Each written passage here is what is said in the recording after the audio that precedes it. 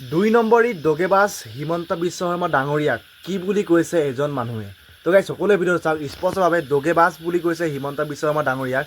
লগতে মাটি তলত লুকাই থাকিলেও তেওঁক চোঁচৰাই আনি জেলৰ ভিতৰত ভৰোৱা হ'ব বুলি কৈছে এজন মানুহে। কাৰণ অভিযান চলিব লাগিছিল অসমৰ আটাইতকৈ ২ নম্বৰী দগাবাজ কেলেংকাৰীত জড়িত হিমন্ত বিশ্ব শৰ্মাৰ ঘৰ। অভিযান চলিছে ক'ত? লুৰিণজ্যোতিৰ ঘৰত। আমি তীব্ৰ ভাষাৰে গৰিহণা দিছোঁ লুৰিণজ্যোতি গগৈৰ ঘৰত যি অভিযান চলিছে। আমাৰ বিৰোধীৰ নেতৃত্বত এইবাৰ চৰকাৰ হ'ব। হিমন্ত বিশ্ব শৰ্মা মাটিৰ তলত লুকাই থাকিলেও গাঁতৰ তলৰ পৰা উলিয়াই আনি আমি জেললৈ পঠামেই। যি ধৰণে ফেচিবাদ নৈৰাজ্যবাদ চলাই আছে অসমত, আমি মনে মনে বহি নাথাকোঁ। আমাৰ চৰকাৰ হ'ব আৰু হিমন্ত বিশ্ব শৰ্মাক য'তেই নাথাকোঁ চোঁচৰাই ধৰি আনি চিধা লকাপৰ ভিতৰত ভৰাই থোৱা হ'ব। অৱস্থা কি হ'ব এইটো ভিডিঅ' চাই আপুনি গম পাইছে যে অৱস্থাটো কি হ'ব তেওঁ যদি চৰকাৰ সলনি হয়। এনেই লোকৰ ঘৰত অভিযান চলাইছে, কিন্তু তেওঁৰ ঘৰত অভিযান চলাব লাগে বুলি কৈছিলে। কিয় এতিয়া অভিযান নচলায়?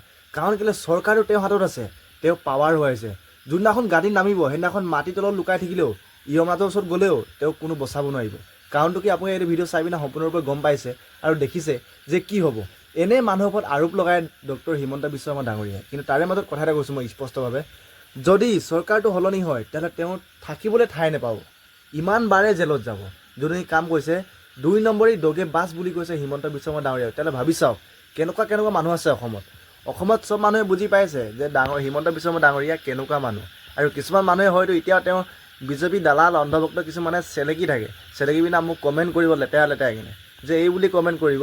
আৰু এটা কথা কৈছোঁ এইটো ভিডিঅ'ৰ জৰিয়তে, মই মানে কাৰো বিৰোধী ক'বলৈ মন নাছিলে, কিন্তু সত্যবাদী মানুহ, সত্য কথা কৈছোঁ। কি অৱস্থা হ'ব তেওঁ এইটো ভিডিঅ' চাই পিনে আপুনি সম্পূৰ্ণৰূপে দেখিলে আৰু গম পালে যে প্ৰি প্লেনিং কৰি মাৰ্ডাৰ কৰা মানুহবিলাকে এতিয়া ঠাই নোপোৱা জেগা হৈ যাব।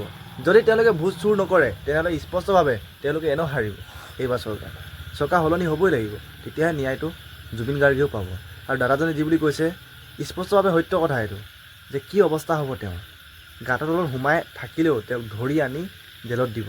আৰু এবাৰ দুবাৰ জেলত নহয় কিমানবাৰ জেলত যাব আৰু তেওঁ।